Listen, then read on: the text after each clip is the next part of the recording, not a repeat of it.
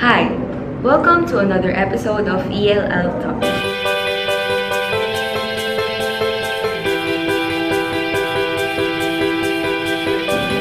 For today's video, we will be discussing about the state of the children's literature in the Philippines during the Spanish regime. Ancient literature was burned or destroyed by the Spaniards because it was harder to them to establish their literature here in the Philippines than to change the religion of the people. Here are the examples of the materials they have brought to us. The Spaniards brought printed religious materials for instruction and reading of the children. Number 1. Doctrina Cristiana. In 1593, Doctrina Cristiana, Tagala and Espanyol by Father Domingo Nieva was published. This book was commonly read by the elders to the children. Number 2. Abecedario or Canton or Cartilla. This book aimed to teach children Roman alphabet, replacing the native writing which is by Balingbing. Number 3. Memorias de la Vida Cristiana en Lengua China. In 1606, Memorias de la Vida Cristiana en Lengua China was published by the Dominican Fathers in Manila. This book was first written in Tagalog and Spanish.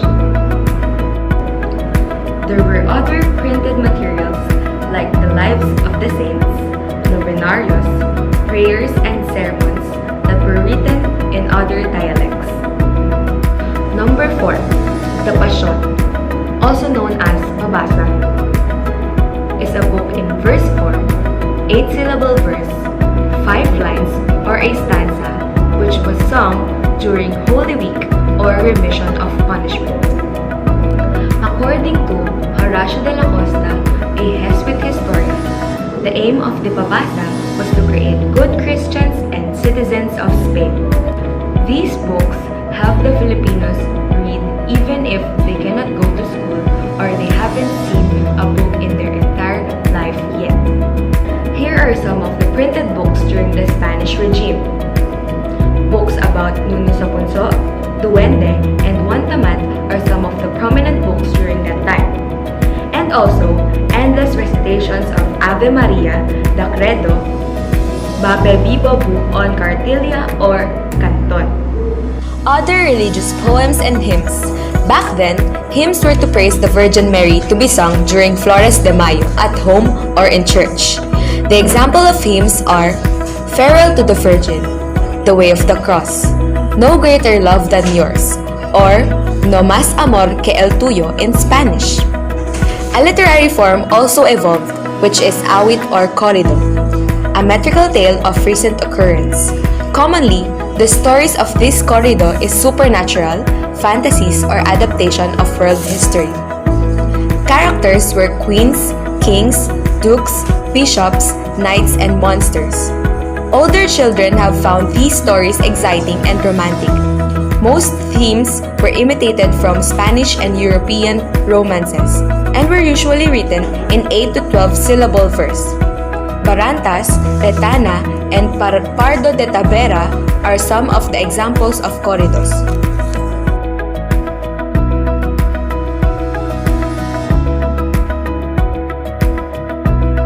The following are the theater arts during the Spanish regime. We have the Cenaculo or Penitencia, which is about the death of Jesus Christ and performed during the Lenten season.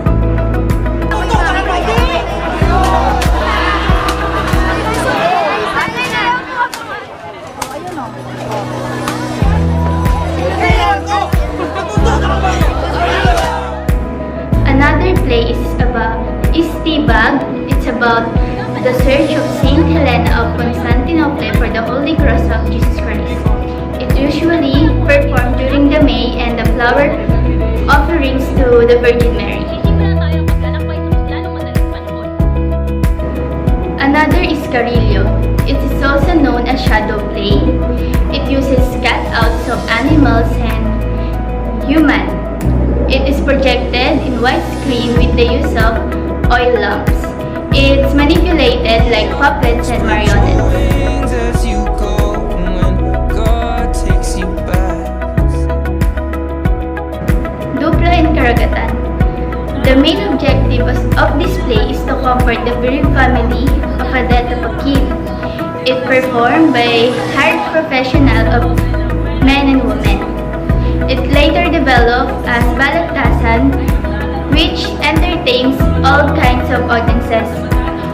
It is usually performed during the public gathering or festivity. Another is Karagatan.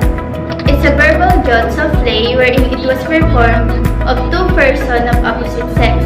It was held during funeral weeks. Another is the Komedya or Moro-Moro. It first performed to commemorate the victory of Governor Corcuera over the Moros in Danao. It is in the verse form with music and dance and accompanied with entrance, exit, and fighting scenes. It plots revolve around the Christian and the Moorish kingdom losing their Spanish opponent. It's popular during the Barrio Fiesta and enjoyed by children because they're able to visualize the European settings like Spain and Albania. Sarsuela originated in Europe.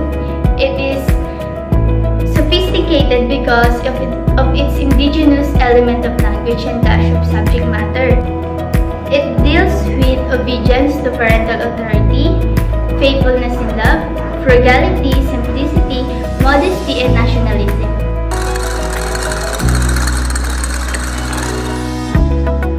Now, let's talk about propaganda movement. The propaganda movement was the vehicle used by the Filipinos in their quest to attain independence from Spain. The movement started off with subtle recommendation and activities. It was started by the members of the Filipino community who left the country for Europe to pursue their studies. The reason they sought education abroad was because higher education in the Philippines was limited and that it is delivered in Spanish, which was unpopular among the Filipinos. The propaganda movement instigated change in their home country. The Filipinos back then mostly used literature to agitate for change. They saw the need to create awareness of their issues and equip their people with knowledge.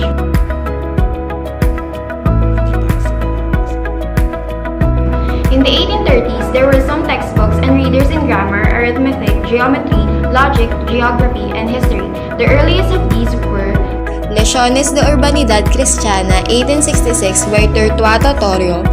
Programa de Historia Universal y Particular de España y Filipinas, 1896 by Joaquin Recoder y Dorda. Lesiones de Geográfica Universal y Particular de España y Filipinas, 1896, Jose Noval.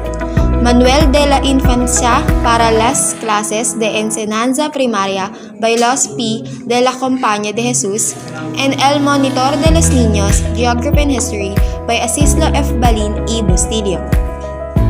The propaganda movement is meant to encourage the Spanish to be more aware of the problems and needs of the Philippines and to propagate a better relationship between the colony and the mother country. Prominent members include Jose Rizal, author of the novels Noli Me Tangere and El Filibusterismo, Graciano Lopez Jaena, publisher of La Solidaridad, the movement organ, Mariano Ponce, the organization secretary, and Marcelo H. Del Pilar.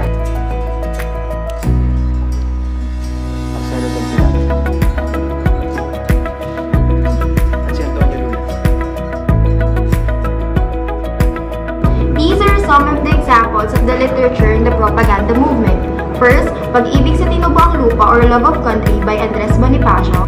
The 15th Bell Ringers, an excerpt from the Noli Me Tangere. The 7th and 39th chapter entitled Simon and Padre Florentino, and To My Country by Dr. Jose